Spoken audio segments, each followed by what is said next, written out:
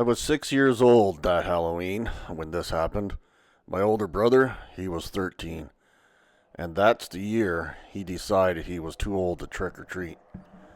That is, until Mom convinced him to come along with us after supper that night. I didn't know it then, but that day, he had already been having a hard time. That day was rough on him. At school, my brother had been having trouble with this group of older boys, the kind of kids who liked to scare everyone just for fun. They were a couple of grades above him, bigger, louder, of course meaner. And since it was Halloween, they'd been spreading this story around about a curse in their part of the neighborhood. They said it started years ago, back when a bunch of teenagers were out partying on Halloween night. They'd been drinking, egging houses, doing stupid stuff. When they hit the sharp corner by the old church, going too fast. The car went in the ditch and flipped, and one of them didn't make it. Ever since then, according to the bullies in the neighborhood, if you went trick-or-treating near that corner on Halloween night, something bad would happen. They told my old brother and his friends to stay out of their part of town.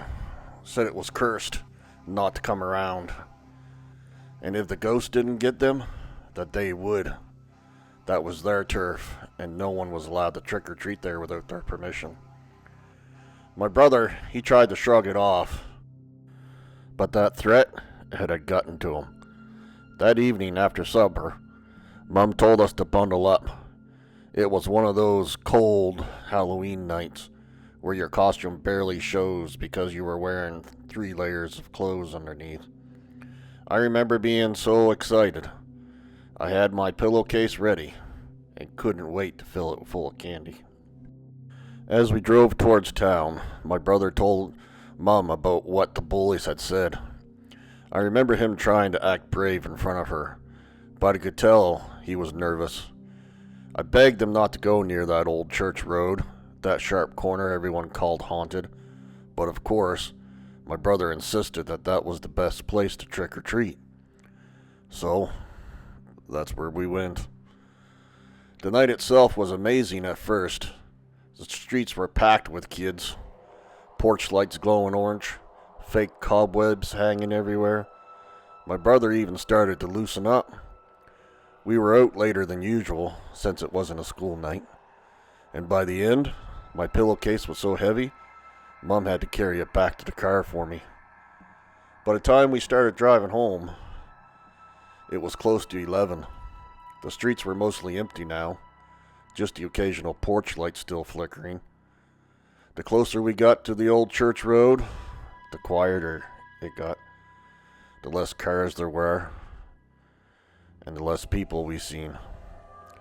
Just the sound of the tires on the road. That's when my brother decided to bring up the curse again. He started retelling the story about the car that flipped and the kid who died, and how his ghost supposedly haunted that exact corner every Halloween night. I remember begging him to stop and crying. I was staring out the window and watching that sharp corner coming up, and that's when I heard it. A loud bang on the car. Something slammed against the side of the car so hard I screamed. Then another bang, and then another, about 5 or 6, maybe 8, echoing all around us. Mom screamed and swerved. The car started to fishtail, and we slid straight into the ditch. Thank God she wasn't going fast. Nobody got hurt, but we were stuck. The engine sputtered, headlights shining into the trees. For a second, none of us said anything. Then another loud bang, this time from the back of the car. Mom tried to calm us down. She said it was just kids, probably throwing eggs or rocks. But I remember her voice shaking when she said it. There was a baseball bat in the back seat from my brother's practice earlier that day. She grabbed it, told us to stay in the car and keep the doors locked. There's a house with lights on across the street, she said. I'm just going to go get help. I remember thinking, if it's just kids, why does she need the bat? As soon as she got out, we could hear her yelling. "Hey," she said, "get out of here. I have a bat." Then her voice got farther away, shouting something we couldn't make out. That was the longest 5 minutes of my life. My brother was trying to act brave, but his hands were shaking. Finally, he said, "We're going to look for her."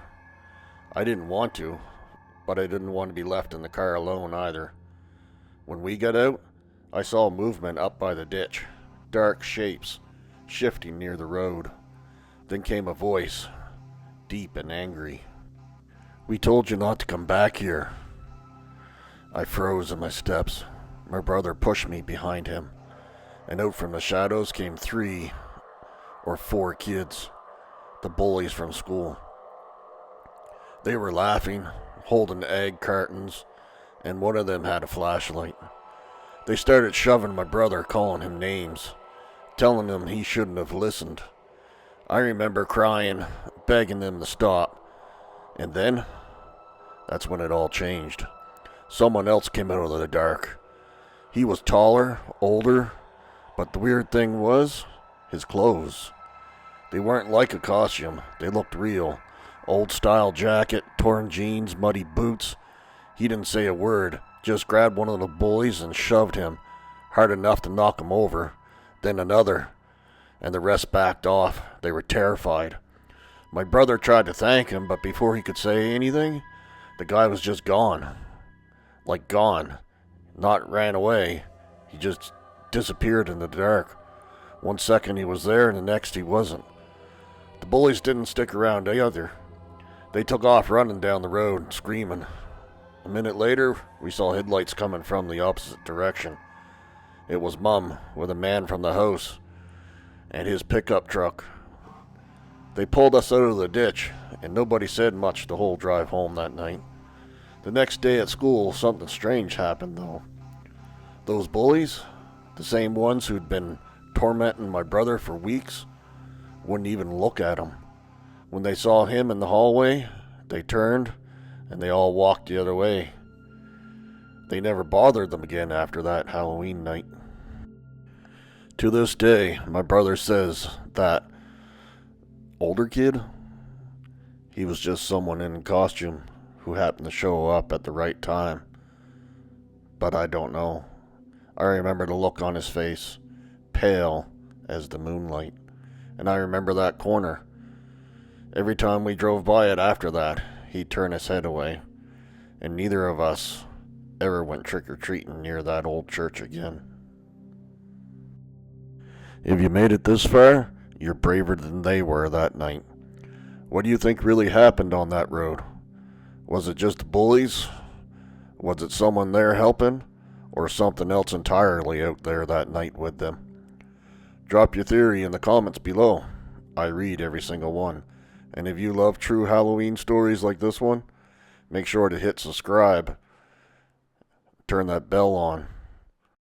Because next week, we have yet another true Halloween story coming your way. You don't want to miss it.